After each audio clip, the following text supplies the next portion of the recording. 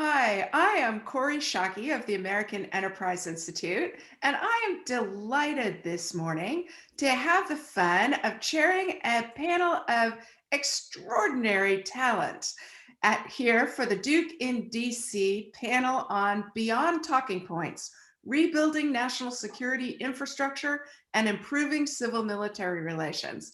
You all and I have the great good fortune this morning to learn from three incredible people. David Forsey, the Managing Director of the Cybersecurity Group at the Aspen Institute, Sue Gordon, a Rubenstein Fellow at Duke and the former Deputy Director of National Intelligence, and Peter Feaver, the Director of the Duke Program in American Grand Strategy and a Professor of Political Science and Public Policy. And let me start, my friends, by asking all of you the same question, starting with you, David, which is, what does the United States have right in our national security infrastructure? Well, of course you went to me first. I'm really looking forward to hear what Sue and Peter have to say about it. They have far more experience in this matter than I do. I reject this diminutization of your contribution. Well, thank you. So two things that are probably not in my bailiwick, but because in cybersecurity, we're not doing a lot great. So talking about two areas where we have done well, we seem to have done a great job over the past 20 years in limiting foreign-directed physical violence targeting Americans. That part of our national infrastructure seems to be working pretty well. And I also think the Defense Department specifically has done a pretty good job really trying to transform their own approach to innovation. It's not just things like DIUX. They're really thinking hard at a strategic level about how we need to transform our posture, how we need to rethink our own strategic objectives when it comes to potential warfighting scenarios. And so those are two things I think are working very well. I have more to say about things that aren't working well, but I'm really looking forward to hear what Sue and Peter have to say to that. Sue Gordon, up to you. Well, good morning, everyone. Let's see. I think three things. The first thing I think we do right is we are intentional. We intend to provide for the nation's security. We intend to do it according to our laws, and we intend to change ourselves according to the moment. So being intentional is a really good thing. The second thing we do is we are organized in how we do that. We do things in a governmental way, so we do them repeatedly, fairly, within our laws and structures. We are not activists, and that seems like it might be a negative, but it's actually a good thing when it comes to government, that you can count on things being done. And the third thing we do is we continue to attract remarkable talent. And we don't think of it, but within the national security structure, we attract tremendous talent who go against it. We will talk about, in terms of national security issues, how we're doing against the threats of the day. And like David, I have a lot to say about what we need to do better, but that foundation is an awfully good place to start. Excellent. Peter Feaver. Well, it's good to see you again, Corey, and good to be on this panel with everyone. And Sue took my what we do well, because what I was going to emphasize is that I think the United States mobilizes human capital to meet national security needs as well as any country, certainly as well as any great power.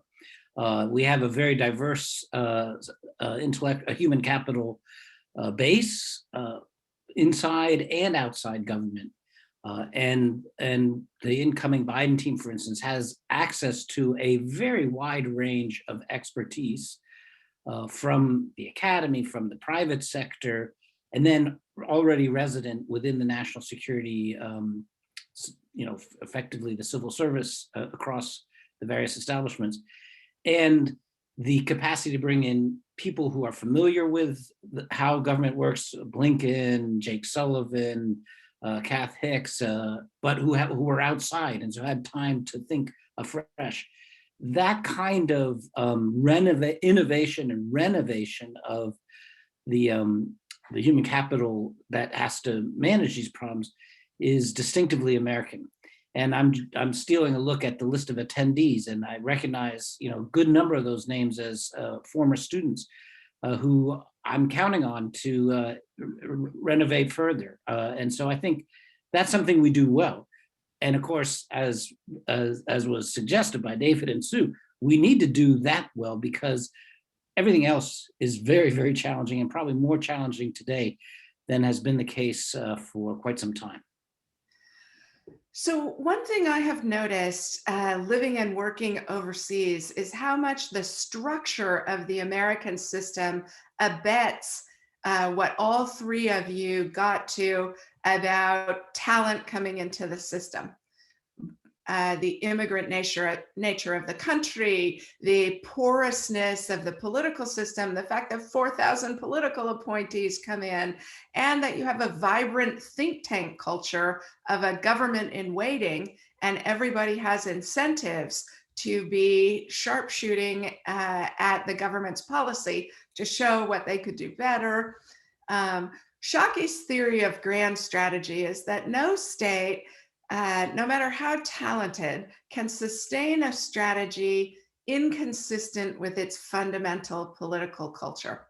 So I groan anytime people talk about the US needing to have, strategic communication where everybody's all lined up together and giving the same message, because we're a political culture fundamentally incapable of that.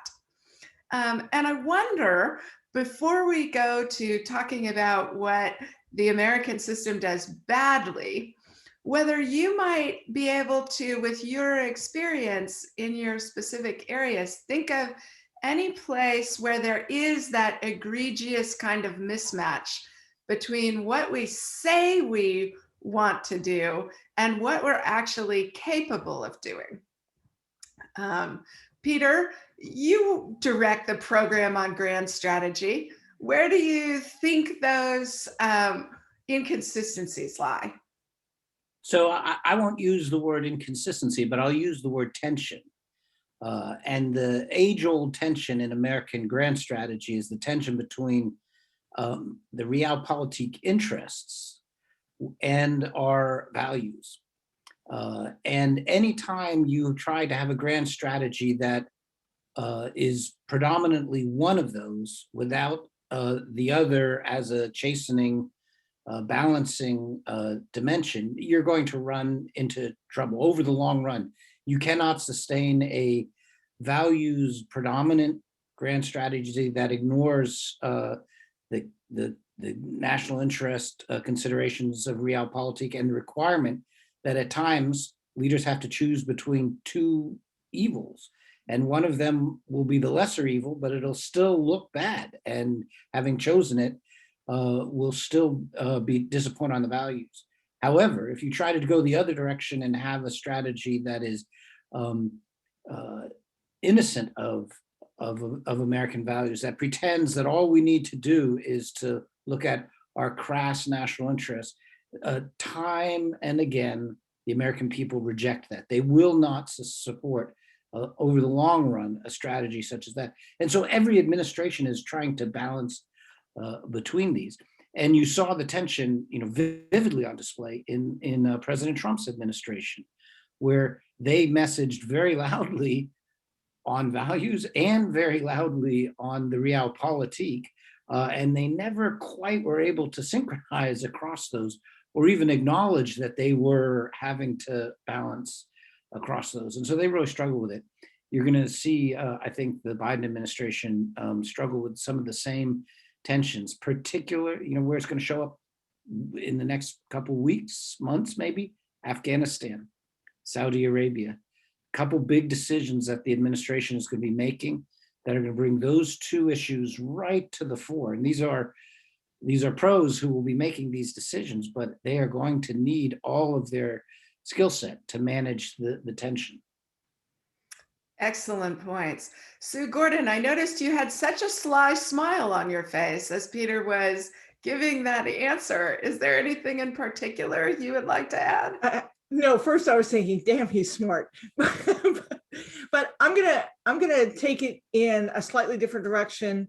One, who are we as America? We are a revolutionary people. We are fiercely independent. We believe in competitiveness. That is our great strength. It's what has built this country. It is what our adversaries and competitors try to undermine. So just keep that in mind. And then let's talk about the moment in which we find ourselves, right? And technically, we want to harness what is happening in America for our use, right? For the nation's use. And we want to bring new companies in, but we overregulate their introduction, and so we entrench the incumbent. We have issues like 5G, where we know security is a problem, and there's a whole set of people who want us to create government-centric approaches to technology, which is fundamentally antithetical to who we are. So we're in crisis and we're thinking about doing it. And then the third one is just think about the conversation about extremism right now. And that balance between wanting to protect ourselves and ensuring that we don't trample on individuals' rights. So I think this is a really interesting moment where we have to constantly check ourselves so that we don't escalate the authority of the government in the face of pressure from what appear to be totalitarian regimes who seem to have it all together. But in fact, if we followed that playbook, we would lose in ways that we never had before.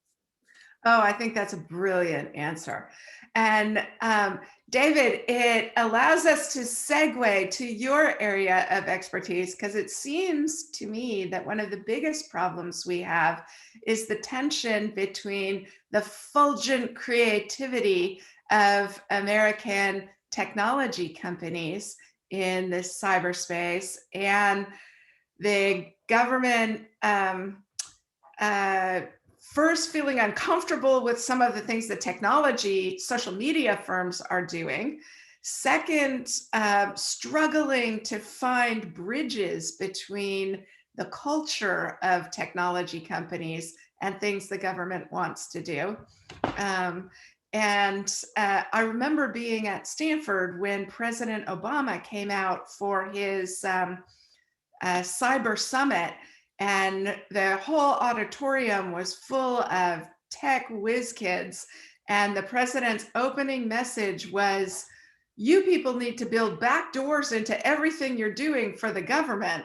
And a ripple of laughter went around the auditorium. How do we take up Sue's challenge as a free society that relies fundamentally on freedom of operation of its businesses and the hair-raising nature of how much cyber can affect everybody's lives and therefore is of interest to the government? Well, I think you start, there's so many threads to pull on there. I think you start by finding areas of shared interest between private industry and government, and there are a lot. Encryption might not be one of them, right? But there are a lot of other areas, right? The government and the private sector frequently cooperate, including with our international partners, folks like Interpol, on taking down ransomware networks. We've actually had quite a few successes recently. You can look up TrickBot, you can look up 𝐓𝐡𝐞, but there's also a lot of tension there because, this field, cyberspace hasn't actually been around that long.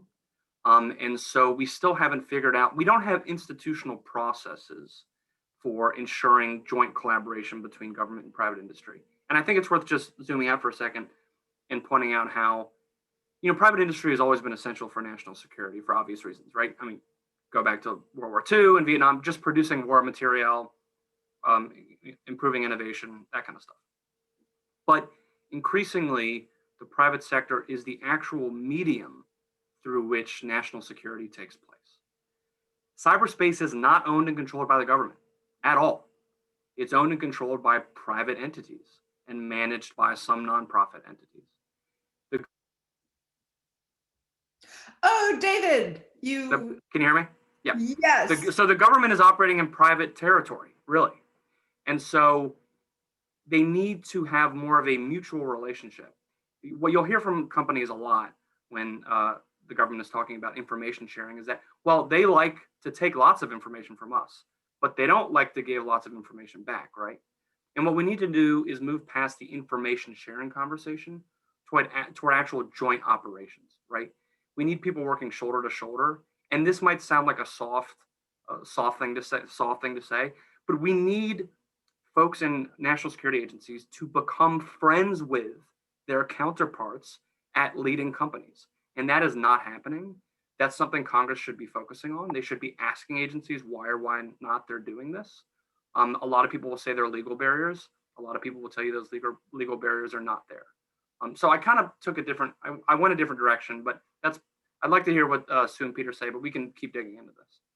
So I would especially like to hear what Sue Gordon has to say about not whether to do that, but how would we do that? Right. Since we're talking about rebuilding national security infrastructure in this panel, how would you design for David's challenge? David's challenge is I don't think the Biden administration expected that to be the challenge that was at the top of their list, but I think events conspired to throw another log onto their fire. Let me just add a little bit to David. Number one is increasingly the threat surface of our competitors or adversaries are our citizens and the private sector. So that means the federal government has some responsibility to help protect them, right? And the private sector and the citizens are the decision makers about national security. What those companies do affects what we do, what they build, how they build it, where their supply chains are, who they partner with, who they sell to. Those are all decisions. So to David's notion of friendship, I would say yes, but I would add, we need companies to understand and feel the weight of responsibility. I don't want to pick on SolarWinds because it happened to them. It could have happened to anybody, but I will ask the question, did they understand the weight of responsibility they felt when they built that product? Did they know when they sold it how it was going to be used and what that consumer was counting on? So number one is, I think friendship, yes, the private sector has to feel responsibility. I do think so much of it is borne by the private sector that the government has to think differently about its relationship. In military terms, I think in this way, the government almost has to think of itself as a supporting command. And it has to provide information, and not the kind of information that are the small bits and bytes, because that isn't actually where the strength of the national security community resides. It's in the intention of our adversaries and competitors that is typically what we hold the most dear, and that is the piece that will allow them the most advantage. I think Chris Krebs at CISA actually developed a bit of a playbook. You can't just throw things from the government to state and local, to companies over a transom and expect that to just happen. What Chris did with election security is he actually brought consortia together and he offered ability and capacity and knowledge at the state and local and company level. And the companies then had a fora to offer what they have back. So I think there are some models there that we can use, but shared responsibility more than just partnership is probably the first step to go forward. Corey, can I add one thing real quick? Please do. Yeah, so it's just worth pointing out that the SolarWinds attack, some call Solar Storm, some feel it's unfair, as she pointed out, to blame SolarWinds. Remember, a lot of the exploits actually had to do with the Microsoft Active Directory. But FireEye did not have to tell anybody that they found this. They did. Great point. They did feel the weight, right? And so it just really underscores her point. And the other point I just wanted to make for our listeners, sometimes it can get a little confusing when people talk about data sharing versus information sharing and intelligence. What Sue is describing and why this is practically important is if you're a CISO at a big bank, what you need is to know which attack is your priority. That's why the intelligence matters and the intentions matter. Sometimes that's a little abstract, and I just think it's really important for our listeners to understand that. CISO has to know that this attack is from the Russians and they're not going anywhere, so you need to pay attention to this. Whereas this attack, it's not as much of a concern, and that is important for them to direct their own resources. That's why it's important. Excellent. Thank you for that. Peter, you're a conceptualizer in the national security space. what of the suggestion David made and the refinement that Sue added to it, how would you put that into practice? What would it upend in how we currently think about national security, to be able to think about the government as a supporting command to citizens who are going to act by the million individually, and businesses likewise? So we have two models in the United States, and both of them are probably not well suited to it. You have the FDR Democrat model of, government does it. Government, if the problem is not solved with a little bit of government, then you get more government. And if that's not enough, then you get more government. And then you get the Republican alternative, which was best put by Ronald Reagan in his inaugural address, right? The government isn't the solution to the problem, government is the problem. And that suspicion of government regulation, government involvement, and reflects it sometimes reflexively on the part of Republicans, while well-grounded in some areas, is not well suited to this particular problem. So neither the Democratic reflex nor the Republican reflex is probably well suited. And what you need is a political policy entrepreneur who can come up with something new that takes the best of both of those and weeds out what's unhelpful. And that really leads me to my question for Sue and David, which is, who are the political policy entrepreneurs, particularly on the Hill? Because I think you would need to have this done in tandem, not just from the executive branch, but also on the Hill. And I know some members who are tech savvy and have devoted the energy to it, but I don't see the opinion leaders, the ones who can bring along, enough of the other members. And all I can think of is that painful hearing with the Facebook leaders, and it revealed how much education of Congress still needed to be handled. So who are the opinion leaders who could cut through the thicket? That I don't know. And I suspect that they might be there now already. And just the dysfunction of polarization and the toxicity of the last several years have made it hard for them to emerge. Let's hope that we return to something like regular order, and they can emerge. So before either of you answer that, I want to emphasize for our participants that in just a few minutes, we're going to turn to your questions. So please catapult what you want to have in conversation with these three terrific policy sharpshooters, because we're looking forward to engaging with you. And David and Sue, as you answer Peter's challenge, I also want you to pivot to the big question of this panel, which is where are our vulnerabilities in national security, and how do we rebuild to minimize the vulnerabilities we have? And Sue, I'll let you go first on this one. Okay, one answer to Peter's question, then I'll spend the rest of my time. I think you're right on our general leadership across the board, including agencies, lack of technical skill. And I got to tell you, if we don't have tech savvy, you will view technology in risk, and our risk aversion will make us do policies that constrain rather than policies that allow.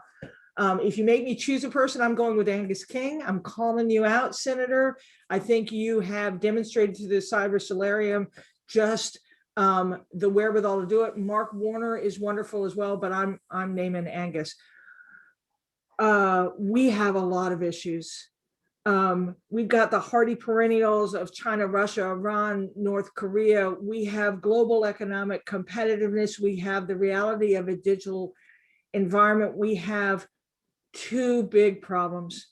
Number one, in our institutions, though we have expertise, it is not really yet turned to thinking about those things that I say so casually that are so different in this world. The military needs a foundational, fundamental change in how it does warfighting, and the intelligence community has got to get on its horse and collect the information it needs for today's national security challenges that are very different. They're going to be tested early. So foundational expertise and capability has not moved fast enough to address what seem like the same issues, but they are characteristically massively different in a digital world. And then the second thing is we do not have the international coalitions and partnerships that we are going to need. This cannot be America first led. These problems are global. We have not invested, and we still have too much US hubris that thinks that partnership is you come along with me as I solve it. This is a world of pesky sovereignty where every nation has their own demands. We have got to go after these things by recognizing that our values are what unite us, but the implementation will have to be locally trusted. That's fascinating. I love the term pesky sovereignty. David Forsey. So yes, two questions. So part of my job is to forge excellent relationships with a lot of the folks that are on this call. So the last thing I'm going to do is say one senator or member is better than others. But what I will say is there aren't enough. There are very few, at least when it comes to cybersecurity, there are very few champions on the Hill. And so, however, there are so many opportunities to become a champion. There are so many issues that people aren't paying attention to that provide excellent opportunities for members to really stand up on these issues. And almost all of them are bipartisan. So if you want some ideas, please reach out to me. I'm happy to talk to you about it. But it's not just Aspen, but lots of entities out there have great ideas for you. So that's to the first question. The second question, and to borrow a unpopular phrase, I think known unknowns are the greatest vulnerabilities. It is crazy how little data we have on a lot of our digital vulnerabilities. And because of that, it's very difficult to make a case to policymakers that this issue or that issue should be the priority. For example, a lot of people will tell you that election security is one of the greatest priorities in cybersecurity. I'm not disagreeing with that. But we don't have data to show that election offices are actually hit at a higher rate than, say, hospitals. Nobody knows. Absolutely. We can't, and if we can't have evidence, we can't make evidence-based policy. So that's a huge vulnerability. But it's also dependencies, right? So SolarWinds was a great example because it showed that, oh my God, 18,000 organizations use this one piece of software that was incredibly vulnerable. You can't even imagine how much open source software is out there that is supported by one person, no money, and that even more companies use and is highly vulnerable to being compromised, right? And we don't know. We don't have an open source software audit of our economy, right? I think those are the greatest vulnerabilities because we don't know them and our adversaries only have to find one of them. And they allow attacks to scale at a tremendous rate. And so that's what I would say is our biggest vulnerabilities. How interesting. Peter, back cleanup for us, my friend. So I won't say that this is the greatest vulnerability, but I will say that all of these problems that we've been talking about so far, and they're very real problems, are embedded within a larger civil military dynamic. And that's the other part of our panel title is civil military relations. And the United States has a happy, long record of comparatively healthy civil military relations compared to other superpower, great powers over history. However, we also are right now at a time where our civil military relations are in need of repair. And so all of the problems that we've been talking about will be harder to solve, in part because the Biden team is going to have to be recreating some of the muscle memory of what healthy civil military relations inside the interagency and more broadly with society looks like. And they inherit some challenges, that from the last administration, but they also bring some of their own baggage from back when they were the Obama team. And so it's going to be a challenge for them to get it right. And I would say if they can repair the civil military dynamic, then a lot of these other problems will be a little more tractable. And if they don't, then all of these problems will be that much harder to solve. We already have a fabulous avalanche of questions that I'm going to start through. The first question is from Jackson Tufts, a question about so-called great power competition. I'm concerned about the proliferation of this concept through national security, the intelligence community, and diplomatic communities as a convenient catch-all. Is this a convening concept out of the last NDS and NSS to signal a pivot away from counterterrorism focus of the last 2 decades? Or does it risk promoting competition for its own sake, or worse, a blank slate for anyone to paint their own priorities in a false strategic framework that is conceptually too big to fail? Sue Gordon, I'm going to give you a shot at that one. Awesome. That is a great question. So let's see, taking your choices. I think it was important when it was introduced because it was a shift away from counterterrorism as the massive focus. If you think about the arc of focus of the intelligence community and national security communities, you go Cold War, you have the fall of the Berlin Wall, you have the rise of counterproliferation, which we deal with as though it's a Cold War problem. We are smacked in the face, and we have institutions designed to go against that. We're smacked in the face with a terrorist attack. We build a whole new set of institutions. We're carrying that through, and we had not advanced. And then what we see is the re-rise of what had been monoliths, my word, Russia, China, and yet the forces were more economic than political and military. And so it signaled a change both back to some nation states and also economic forces. I think you're absolutely right that if taken to extreme, it could do all the things you suggest, but even more than that, it keeps it on a nation state focus rather than the global effects and the global actions and the global interactions.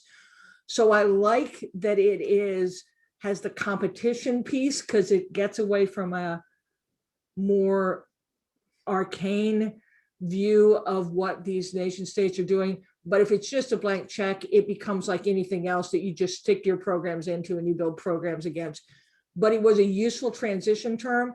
I actually think that COVID kind of blew that out of the water, and now we're going to see a multilateralism that is not as narrowly defined as that great power competition. Excellent. Next question from Grace Garverick. On February 4th, and I'm going to give this one to you, Peter Feaver, since you are the builder of the future national security workforce. On February 4th, the Biden administration released a memo on revitalizing America's foreign policy and national security workforce, institutions, and partnerships, in which he called for a more robust and representative service. I'm wondering whether you agree with the administration's assessment of the changes that need to be made, and are there any additional changes you'd like to see?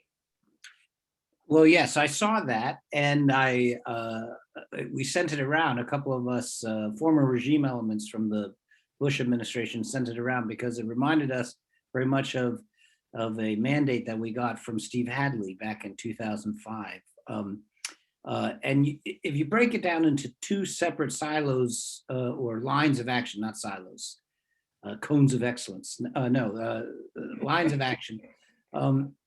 One is rebuilding or improving human capital professional development within the civil workforce. First, recruiting a more diverse group of folks at the entry point. Second, having more entry points so you don't just have to decide you're going to do it at 22 and then that's your last chance to really do, but you can go in and out the way political appointees can do it. And third, that across the entire national security apparatus, that you're going to do better development in professional development of your workforce. The military does it the best. The IC probably does it second best, and then state and civilian defense far behind those two, for reasons that Sue knows very well, having to do with float and budget. But okay, that's one line of action, and I think they get that right, and we should invest in it. That was one of the things that was not done well over the last 4 years. Every one of those sub elements of action, I think, did not go well. And you had some good people working on it. Steve Began, Deputy State, really cared about the development of the Foreign Service and not just Foreign Service, but the civil service inside the State Department. But it was hard to do, and he didn't have the whole rest of the team across the interagency pulling on the oar in the same way. And so the Biden administration is right to prioritize that. The second line of action, though, is the one I think they're going to find a lot harder to do, which is they were describing like they were going to do an interagency that was not just whole of government, but whole of society interagency policymaking process. And I say, more power to you. Good luck with that. And I am highly confident that they will adjust that on the fly, and they'll discover it doesn't work. Yeah, you can have some meetings in the large auditorium in the OEOB, where you basically, as a cattle call, everyone comes in, but effective policymaking on that scale, it just does not work. And that doesn't mean you can't better leverage the talent and folks like David at Aspen. Are there better ways to leverage his expertise in support of an interagency project? Probably yes, but you're going to need a scalpel, whereas what was described there was a pretty blunt force instrument. So I'm going to pair Grace's second question with one from Charles Gleason and send them both to you, David. Grace's is, how do you balance an increasing public demand for transparency and providing information to the public with the necessity to protect crucial information, assets, and ongoing operations? How do you determine from an intelligence or security standpoint what the public needs to know? And I'm pairing that with Charles's question. What about the threat to current standard crypto security when quantum computing becomes viable? So in different ways, they are getting at the, how can we do this? How do we have an internal set of information and still be able to connect it in ways all three of you talked about earlier to the broader challenges and to broader American society? Well, I think the first step is identifying exactly what your goal is in any given project, right? Let me take the second question first on quantum computing. So for those who aren't familiar, so we communicate secretly online with something called public key infrastructure. And public key infrastructure depends on something called asymmetric encryption. And the problem is that quantum computers, which aren't here yet, but might be here soon, people will debate how soon, will be able to break this encryption very easily. And there's a rush to transition all of our infrastructure that relies on asymmetric encryption to new algorithms, which are called quantum safe algorithms. And the reason why there's a rush is that even though there's no quantum computing today, say China can basically just collect all this encrypted data, put it in a vault, and then later, once they have a quantum computer, go back and decrypt all of it. And that's really valuable historical information for their intelligence requirements, right? The good news is that people are on this. NIST and NSA, they're running a competition. They're going to select new algorithms. The problem is that once you have the algorithms, you have to convince all these companies, again, public-private collaboration, to spend quite a bit of money to change all of their services and products so that they use these new algorithms. That's something Aspen's going to be working on a lot over the next few years. But just suffice to be said, this is like a 10-year problem. It's not going to be solved soon. but it's okay because quantum computers aren't here yet. The first part, how do we give people information? Again, it depends what your goal is. If your goal is to have a company synchronize an action against a malicious actor in cyberspace, there's certain perhaps classified information that you will want to share with them that you can either use tear lines or you can make sure you're dealing with people who are cleared. That's easier. But I think she asked a question about public information. And what's really important there is to remember that one of the best ways to improve security is to create market pressure for security, right? You need to create a market that incentivizes companies to do the things they need to actually create more secure products and services. And the best way to do that is to give customers the information they need to make purchasing decisions based on security. And right now, today, that is extremely difficult to do.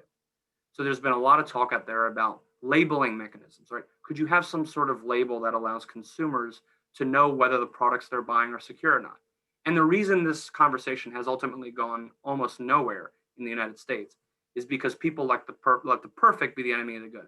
Oh, well, we can't have a label because it would be any label that was valid would be too complicated. No, nonsense. All we need is something really basic, up or down, that is based on really basic security standards that allows customers to know they are buying more or less secure products, right? There are a lot of other countries moving on this. Finland's moving on it. The EU is moving on it. Australia, Japan. We don't want them to make the standard, so we really need to work on that ourselves. So we need to improve security transparency by creating market incentives for that.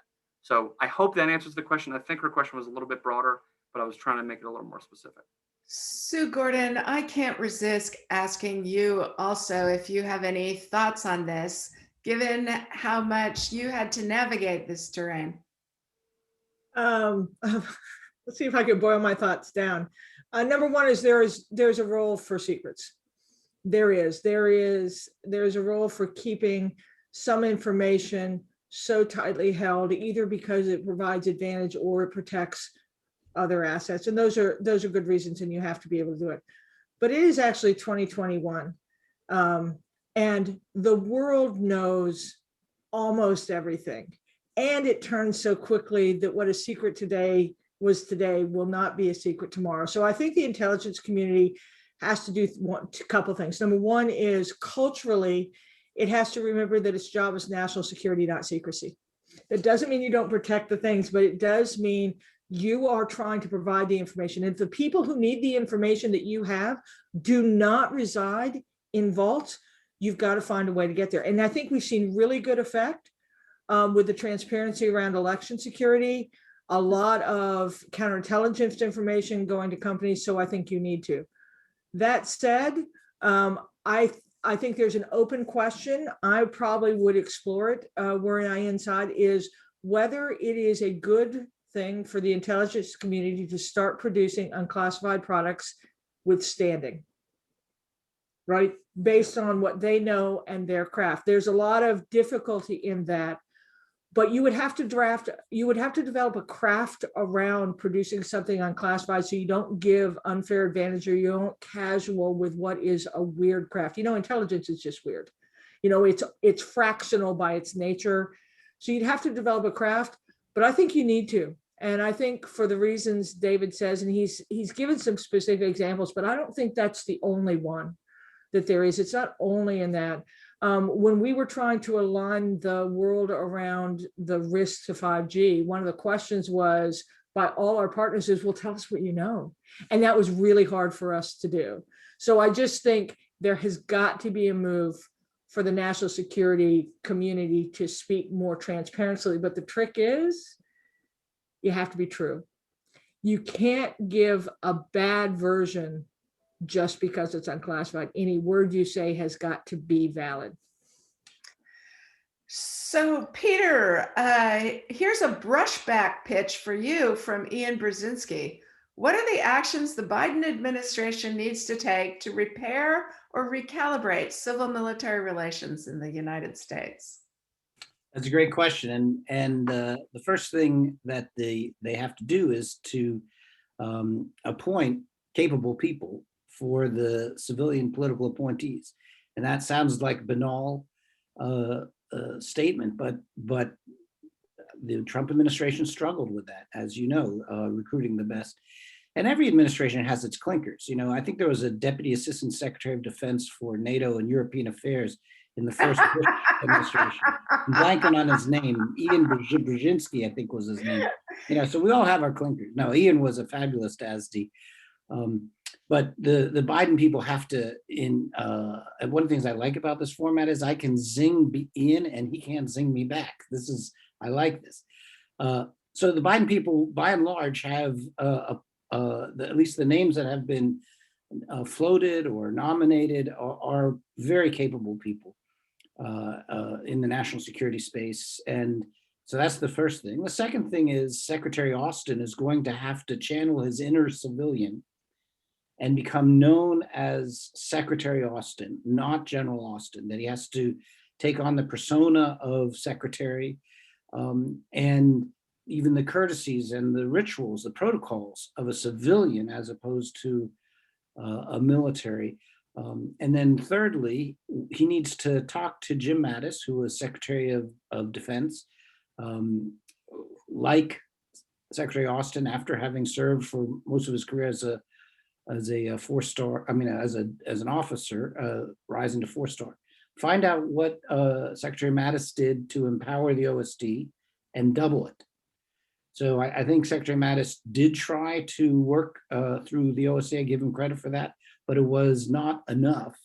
And the imbalance that the Trump team inherited from the Obama team, which was an imbalance tilted in the favor of joint staff within DOD, that imbalance was not corrected over the last 4 years. And so Biden is inheriting a joint staff that has no muscle memory for dealing with a very strong OSD, and the secretary that works primarily through his or her OSD, as opposed to, out of the front office directly to the joint staff. These are all things that the joint staff is going to have to learn, and the Biden team are going to have to do this.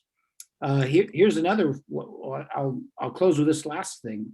There's a coming fiscal train wreck. Of course, for the whole of my professional life, there's been a coming fiscal train wreck in defense. That's kind of a hardy perennial.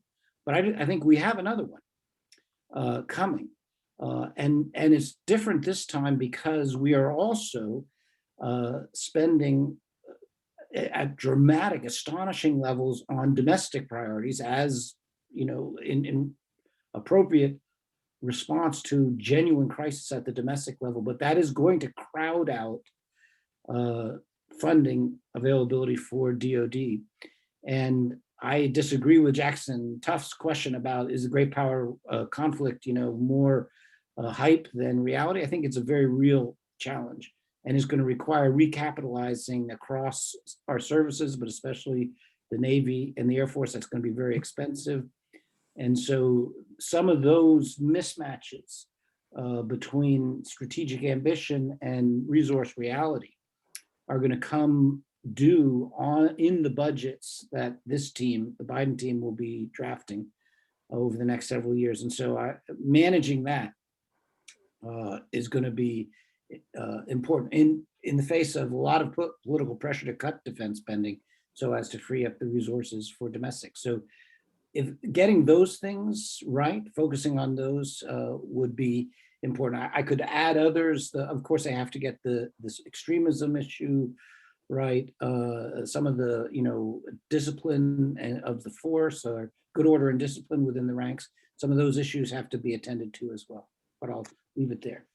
Excellent. Next question for you, David, from Joseph Consoli. What kind of technology changes in counting infrastructure, like voting and census, will facilitate and engender mainstream public policies and their implementation to both underwrite our representative democracy and catalyze our economic innovation? So I'm not sure if that's a roundabout way about asking about blockchain. It might be. I don't quite know how to answer that question, but I'll just say that I'll bring up blockchain.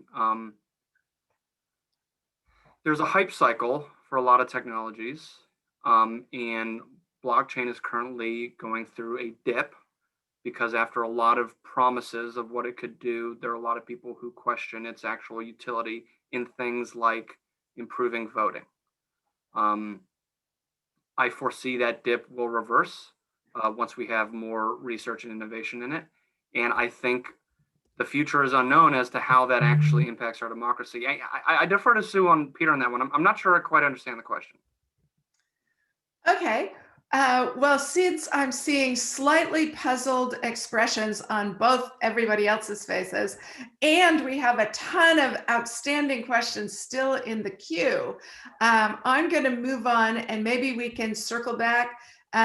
Maybe Joseph, you could put a sharper point on the question, and we'll do another round later. Next question I'm going to give to you, Sue Gordon.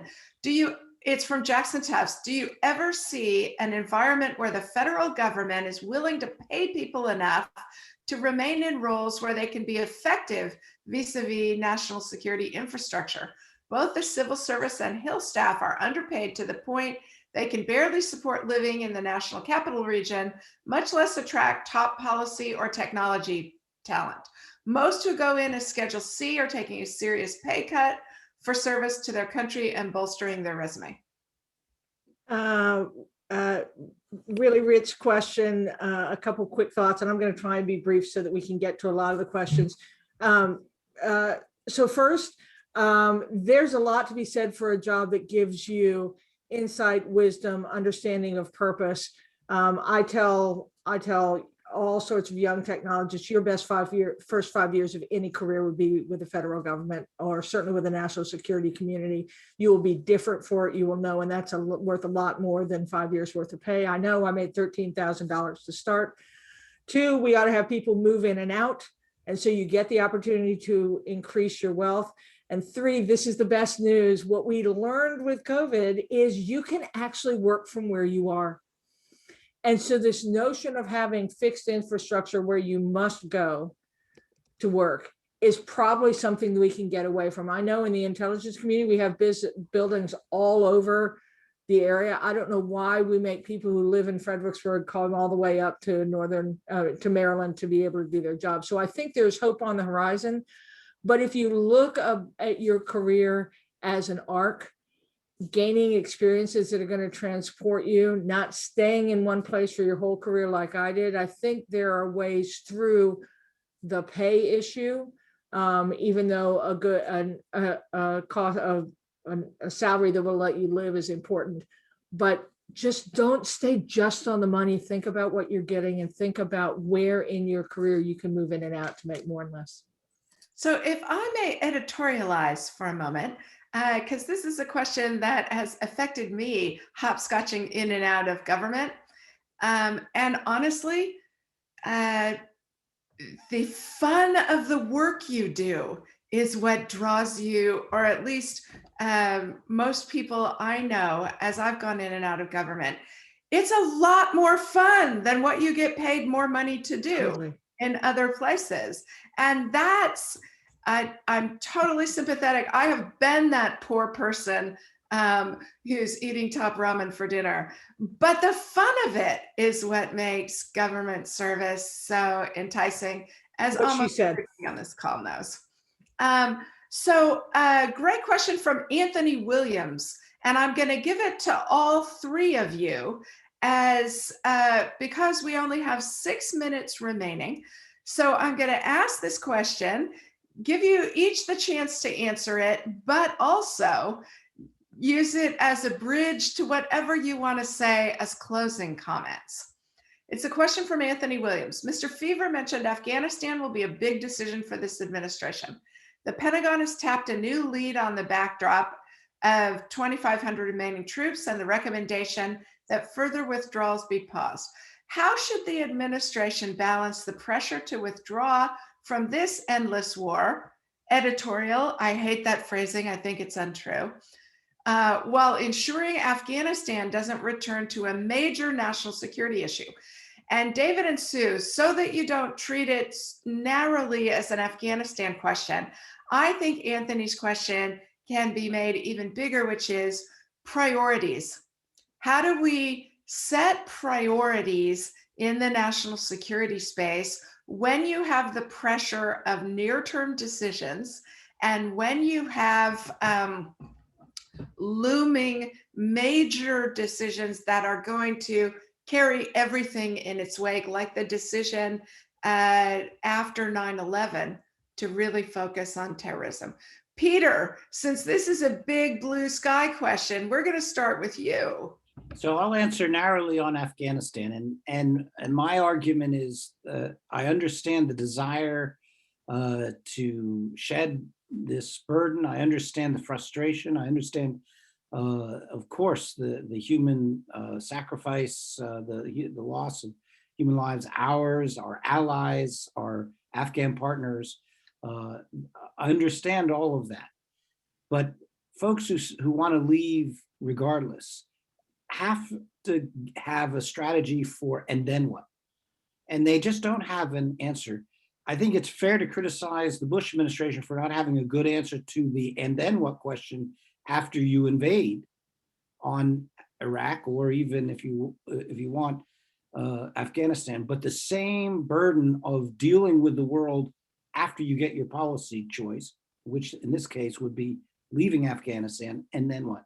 And so does the US have an interest in deciding or in affecting what happens in Afghanistan afterwards? Or can we totally turn our back on it regardless, that we have no equities at all what happens in Afghanistan? To me, the answer is obvious. We do care what happens in Afghanistan. We can't affect everything. We can't make it into the country we want it to be, but we could certainly be in a worse situation than we are today if Afghanistan goes back to a safe harbor for transnational networks of terrorists that seek to have global reach. And so preventing that from happening is an important national interest, not worthy of every sacrifice, but probably commensurate with the level of effort and sacrifice that it is now demanding. And I would just commend Bob Kagan's recent article in Foreign Affairs, which I think makes the case for a different perspective than the quote unquote endless wars perspective. And I'll stop there. And Anthony, please forgive me. I should not have editorialized in the middle of your question. I apologize to you. Sue Gordon, either on Afghanistan or more broadly on the challenge of prioritization. So I agree with everything Peter said. I commend to you anyone who's interested in this topic. I just participated on a congressionally mandated Afghan study group under the U.S. Institute of Peace, led by Joe Dunford, Kelly Ayotte, and I can't think of Nancy's last name. So take a look at that if you're interested. In terms of prioritization, what are we trying to do? Not just the alligator closest to the boat. One of the things I experienced with the Trump administration was two phenomena, both of which were distressing. One is, why are we there? It didn't matter what topic, why are we there? Why are we in Syria? Why are we in Afghanistan? Why are we in Africa? And the answer is, we didn't have good ones, but it was because we've seen what happens when we're not. And then the second issue was all the policy decisions, including some good ones, I think, were done without consideration of the second and third effects. So you have to deal with the alligator closest to the boat, but if you don't know where you're going, if you don't know what's important to you, if you don't know what you must do, you're going to have a hard time sorting those things out. I think that's one of the greatest challenges that this administration is going to have. They caught the damn car. And the set of issues that they have already come out saying that they are going to address, how are you going to do that? You're going to have to do that with institutions that are in some state of flux, that are not as modernly prepared as they need to be. So even with this administration, you're going to have to make some choices, put your energy on accomplishing that, and let the institution have incremental advance against the others. That's the best answer I have. Excellent. And David Forsey, you get the last word, my friend. I'm glad I could say this because I'm really passionate about this. I think the Washington political media apparatus, if I can use that phrase, has done a terrible job explaining national security priorities to the American people. I think it's interesting to point out, I think it was during all of Hillary Clinton and Donald Trump's debate, I don't think Afghanistan came up once, if I recall. And I think that a key part of that is getting Congress more, and Sue might hate this, Sue and Peter might hate this answer, I'm not sure, but I think they need to get more involved in national security decision-making as the representatives of the American people. It would be great to have a new AUMF, I don't know if that's on the horizon, but things like that, Congress helping the executive branch articulate what the American people actually prioritize themselves, acknowledging that sometimes they don't have all the information, so obviously can't make all national security priorities. Communicating that, I think, is really important. So we are at the end of our time, my friends. Thank you all. Thank you, Peter. Thank you, Sue. Thank you, David. Thank you to everybody who's been participating in this Duke and DC panel on Beyond Talking Points, Rebuilding National Security Infrastructure and Improving Civil-Military Relations.